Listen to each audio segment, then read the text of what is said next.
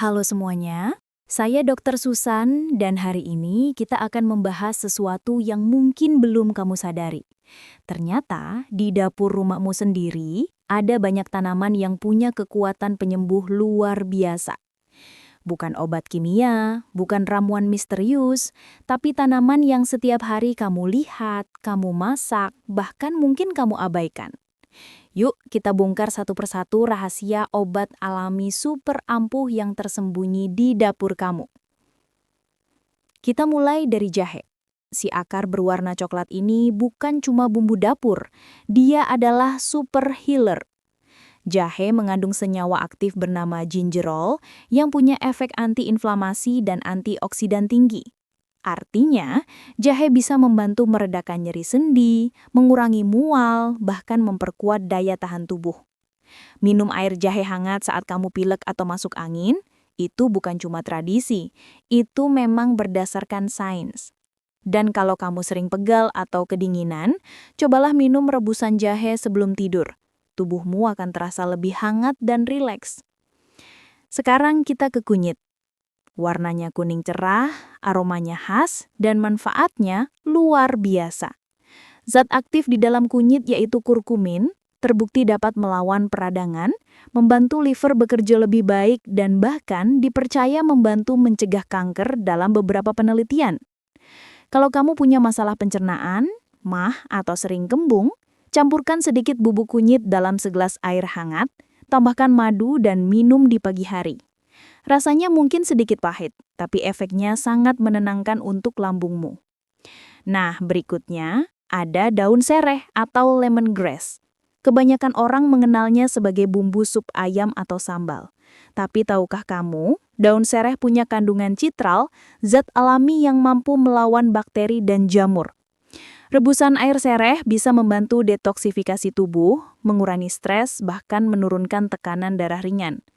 Dan menariknya, aromanya yang segar juga bisa membantu memperbaiki suasana hati. Coba hirup aromanya saat kamu sedang cemas. Efeknya menenangkan banget. Kita lanjut ke daun pandan. Biasanya dipakai untuk pewangi nasi atau kue. Tapi ternyata pandan juga punya khasiat menurunkan tekanan darah dan meredakan nyeri sendi. Kandungan alkaloidnya bekerja seperti pelemas otot alami. Kalau kamu punya masalah tidur, rebus 2 helai daun pandan dan minum air rebusannya hangat-hangat. Efek relaksasinya lembut, alami, dan tanpa efek samping. Sekarang kita ke bawang putih yang sering jadi pahlawan dalam masakan Indonesia. Tapi di dunia medis, bawang putih juga disebut sebagai antibiotik alami. Kandungan alicin di dalamnya membantu melawan bakteri dan virus, menurunkan kolesterol, dan melindungi hati. Bahkan, ada penelitian yang menunjukkan bahwa konsumsi rutin bawang putih bisa menurunkan risiko tekanan darah tinggi. Kalau kamu tahan dengan aromanya, coba makan 1 siung bawang putih mentah setiap pagi. Itu seperti menelan kapsul kesehatan alami. Terakhir, kita punya daun mint dan lidah buaya. Daun mint selain menyegarkan nafas, juga membantu meredakan sakit kepala dan membantu pencernaan setelah makan berat. Sedangkan lidah buaya bukan cuma untuk rambut dan kulit.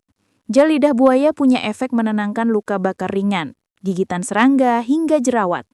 Kalau kamu punya tanaman lidah buaya di rumah, rawat baik-baik ya.